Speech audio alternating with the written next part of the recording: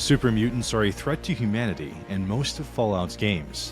But despite their reputation as dumb brutes with anger management issues, there are quite a few of them out there who are more intelligent than you'd think. I'm Mark from Digital Dissection, and today we're counting down 9 super mutants who invested quite a few points into their intelligence stat. The super mutants of Fallout's universe have had varying levels of influence throughout the franchise's history, and their creation centers around Westtech's forced evolutionary virus. While Bethesda's Fallout games may have turned them into hulking idiots, there's many examples of highly intelligent ones. While today we won't be breaking down the nuances of FEV, we will be sharing examples of mutants across the franchise with a bit more brainpower. Appearing as a possible Fallout 3 random encounter, Uncle Leo is a pacifist and was banished from his home of Vault 87 by the super mutant hordes stationed there, and Leo's messages of peace would instead be taken across the Capital Wasteland. The character can actually be witnessed 3 times should the Lone Wanderer trigger his appearance, as Leo offers advice and dirty pre-war businessware to the player character. Leo's part in Fallout 3 may feel like a silly reference to Seinfeld, but his inclusion actually is a major plot device within the game, as it's actually Leo who can explain Vault 87's purpose to the player long before the plot takes them there. While he's not the only intelligent being to leave Vault 87, he's definitely a memorable one. Super mutants in literature cross paths quite often, and Strong of the Boston Commonwealth just happened to interact with Shakespeare. Strong is affiliated with the Institute mutants that were released into the region, and aligns with a warband led by Fist, with the group occupying Liberty Tower. After meeting actor Rex Goodman, who sought to teach the super mutants culture in an effort to curb their violence, both Strong and Goodman would end up finding themselves imprisoned, specifically because of Macbeth. After Goodman shared the Shakespeare work with Strong, he became obsessed with the milk of human kindness, which he incorrectly assumed was a real elixir of great power, and not just a euphemism for rude or unpleasant people. While this may not make Strong seem that intelligent, this is a fairly complex idea that seemingly escaped the rest of his outfit. Where his intelligence actually factors in, however, is that he's shown in time that after enough engagement with the sole survivor, he's learned to respect them, making Strong a mutant who's willing to change his mind, and who thinks much more about complexity than others. The Master, who originally created the West Coast super mutants of Fallout's world, developed elite forces within his ranks, and these individuals received the best equipment and technology the faction could find in the wasteland. Davison was one of these elite soldiers, who would end up becoming a Nightkin, super mutants who continued use of Stealth Boy technology that would lead to schizophrenia and mental health degradation while using the cloaking device. At one point, Davison was a captain in the Master's army, but in the wake of the Master's defeat, Davison would leave California and eventually end up in New Vegas. While he would briefly reconnect with some of his former super mutant brethren in the region, Davison would end up taking his followers and their newly minted god, a bleached Brahmin skull named Antler, to obtain more Stealth Boys from the nearby Repcon facility.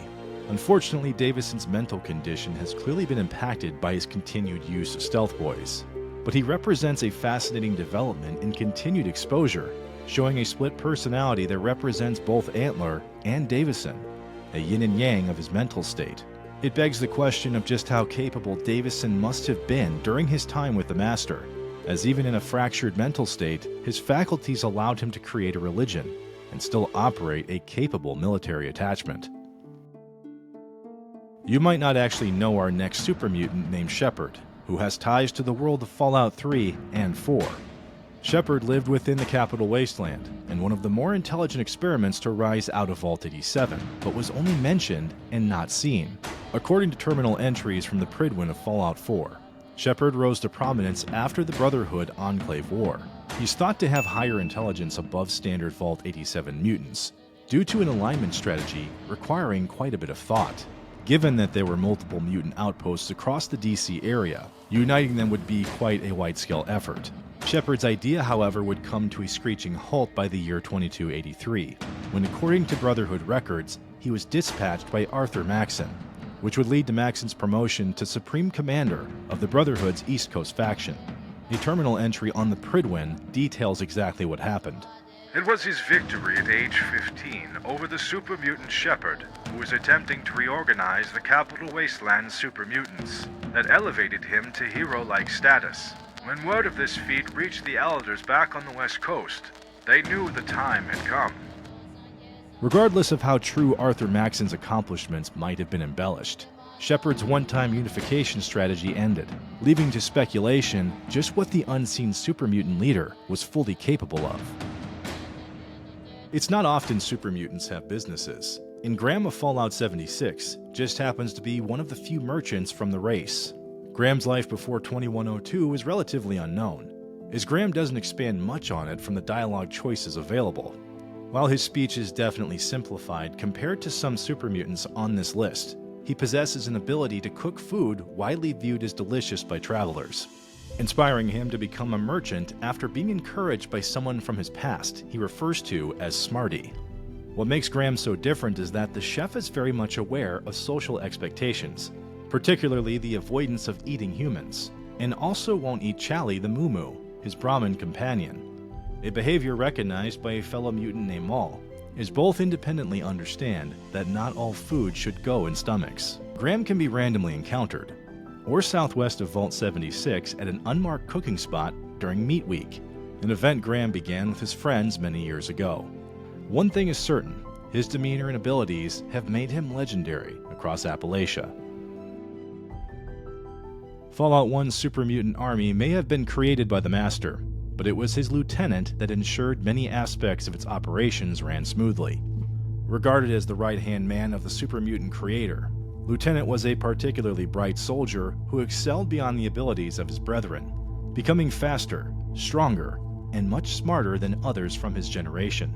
Due to his standing in the Master's army and devotion to its cause, he was granted specialized weapons, armor, and cybernetics from his creator. The soft-spoken commander is a force to be reckoned with, and believes that his race will inherit the Earth, as they are in his mind far better equipped to reclaim and survive the Wasteland's challenges. Despite his beliefs and capable mind, he still can't overcome the Vault Dweller of Fallout 1's story, and is deceased by 2162. Fox may not be the only friendly super mutant in the Capital Wasteland, but his mental abilities and story have few equals.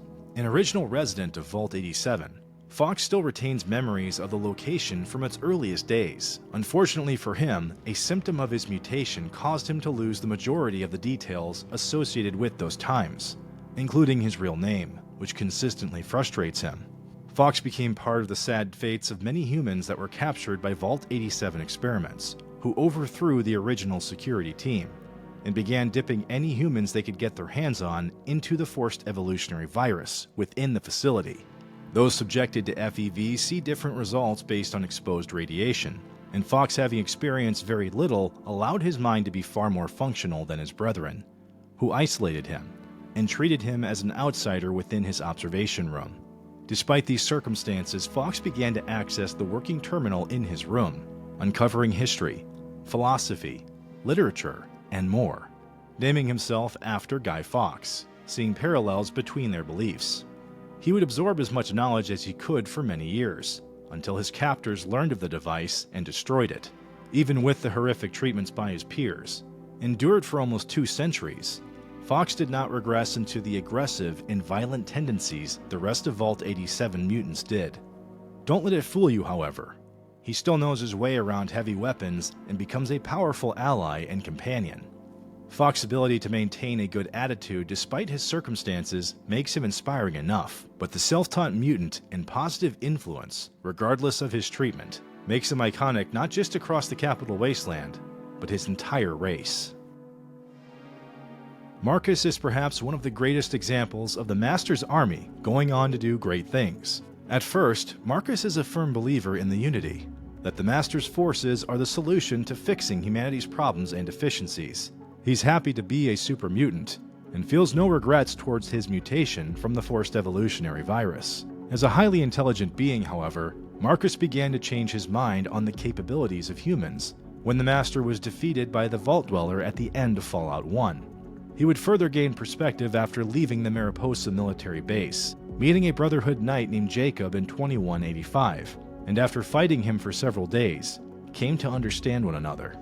For Marcus, it meant partnering with humanity for a time, creating the community of Broken Hills with Jacob, and within a few years, he would become mayor and sheriff of the town. After several spats with settlers, however, he would eventually leave Broken Hills to assist the Chosen One of Fallout 2's events, helping them to defeat the Enclave at their control station oil rig. After these heroic events, Marcus would continue eastward until reaching the Mojave Wasteland, as he always missed his super mutant family, and would make attempts to gather them back together. After several squabbles and infighting amongst reunited master super mutants, he would go on to found another community, Jacobstown, in 2278. The pre-war resort named after his Brotherhood friend became a safe haven for those that were willing to follow Marcus's lead, which doesn't just include super mutants, but all races of individuals who arrive there. While he may have started as a firm believer in bringing humanity into a new age, the deep-thinking Marcus is a proven leader, and one of the brightest super mutants ever born, save for potentially one example. Before we get to our top pick for Intelligent Super Mutant, here are a few honorable mentions from the rest of the Fallout series.